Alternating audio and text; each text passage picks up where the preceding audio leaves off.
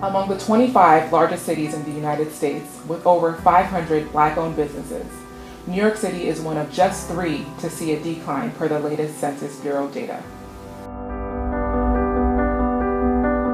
They're not surprising to me. They're not surprising to me. Yeah, I mean, I'm shocked, but I'm not. I'm actually very surprised with all the numbers that we're hearing. It's about color and how we're opening businesses at a phenomenal rate.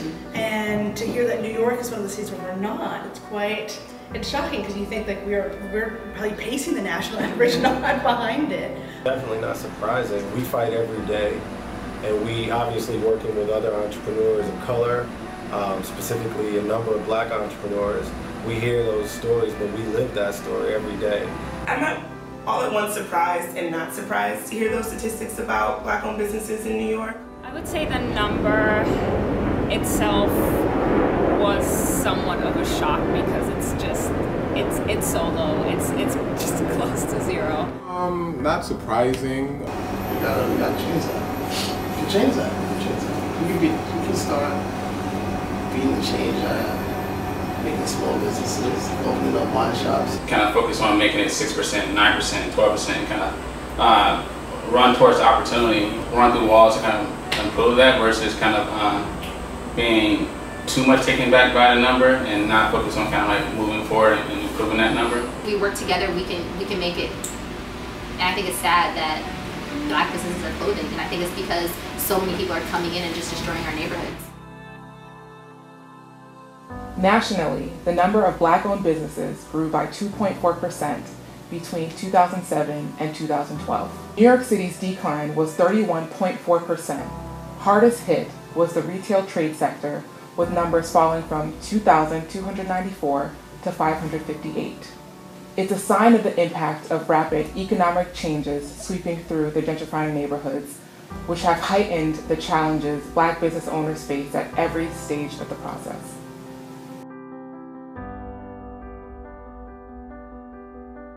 It was more so of like, we need to find a central location where it'll make it easier for everyone from anywhere to come and see us in person.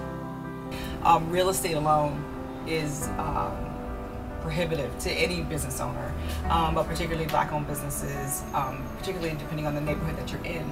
We have to almost defend our space constantly from all of the changes that are happening around our space. And we see in what we call the Crown Heights Industrial District, other Black-owned businesses that are quite literally across the street and down the street that have come and gone since we've been here.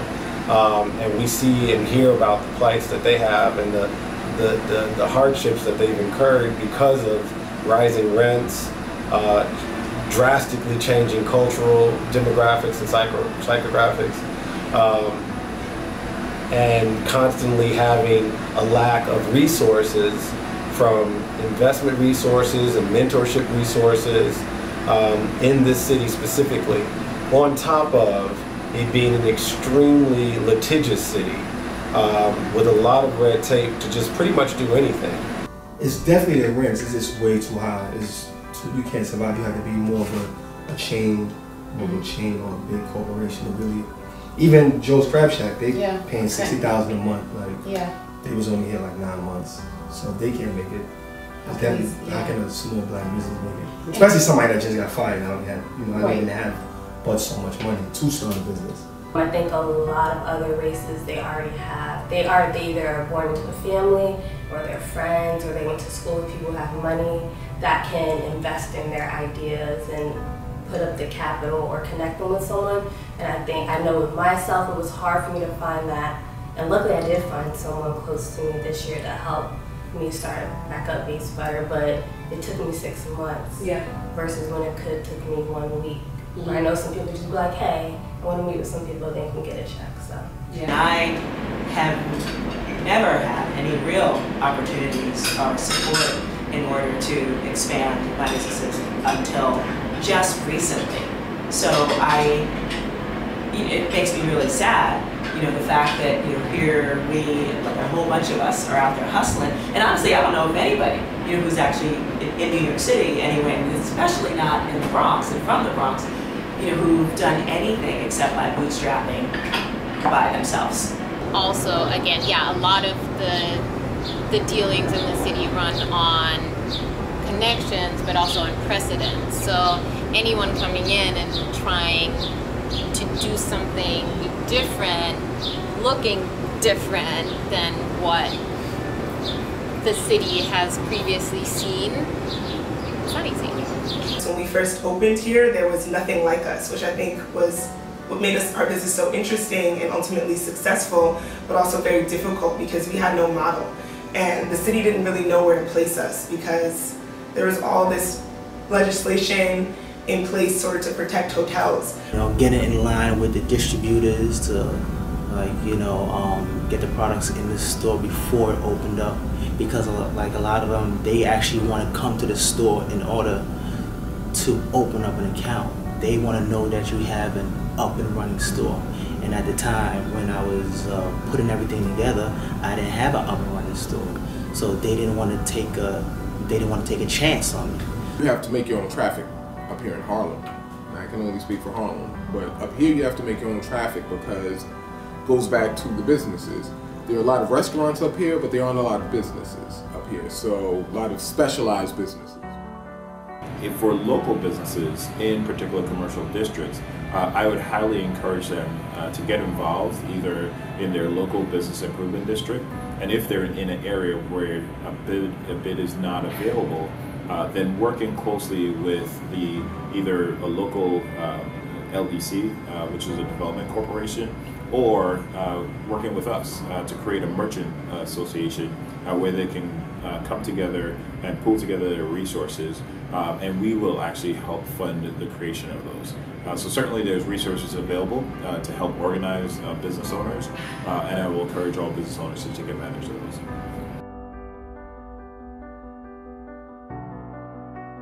Absolutely, 100%. I like we often have people come in here and specifically state that they came here just because it's Black.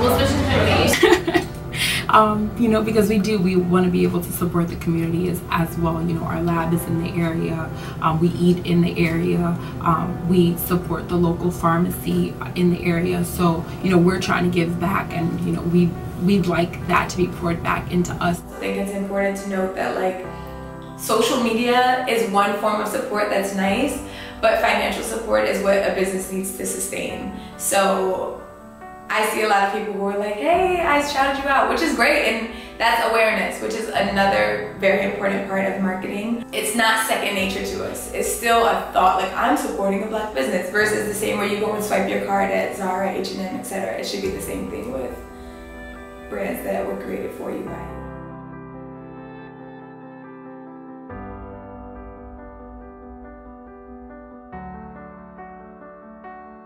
It's just telling someone about us and letting them know that you know of a Black-owned chocolate shop with fly gifts and cool flavors and events and pop-ups and things of that nature, which we'll be working on for the fall, and come out and support us in that way. Anytime that we're doing anything that's for the public, that would be great. So that's another way to support other Black businesses. Yes. Because you can now go to another Black business that may be a print shop or embroidery or something like that. So you kind of keep this cycle. Yeah, so that's what I do now. So anytime I need something, or I reach out to a fabric company or something like that, I try to build a relationship with them. When I throw events, when I have different things where I'll need, clothing, when I go to different markets and host events, I'm always posting I want to support a Black-owned boutique, or I want to collab with a Black-owned boutique. Who is a Black woman that has dope clothes that I can go, wear something local? There are so many ways that I feel influencers and media personalities can do it, whether it's me, creating a post that says 10 Black businesses you should support this month, new beauty brands that I think are dope. There are different ways, but I also feel whatever is your niche with your platform, you can make it your business to make sure that the people who would follow you, that buy the things that you like, might buy from these businesses. Collaboration is the new competition. It's kind of no person got to where they are without the help of others, without people who look like them. So whenever I need anything, we should be able to reach back into our community in order to us to elevate and for us all to grow together. Even how Shell and I relationship started, it's through community, it's through collaboration, it's through building and wanting to see each other elevate. So. Well, I wish there was a roadmap to actually, how to, navigate through this industry, like step by step.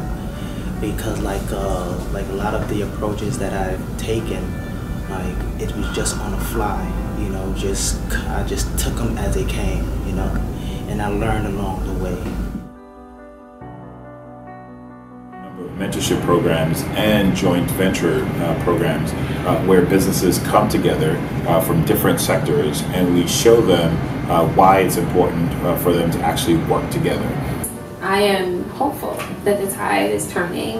I think that with social media, the presence of how people are talking about the process of becoming a business owner is making it less scary for people to take a leap into that world. So I know that we're going to make better strides to become business owners. So we really need, our agencies to galvanize behind us to support people that want to become entrepreneurs, especially people of color.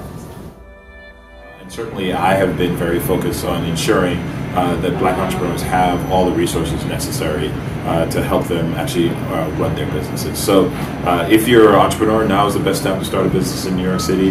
And if you're a Black entrepreneur, now is certainly the best time to start a business in New York City.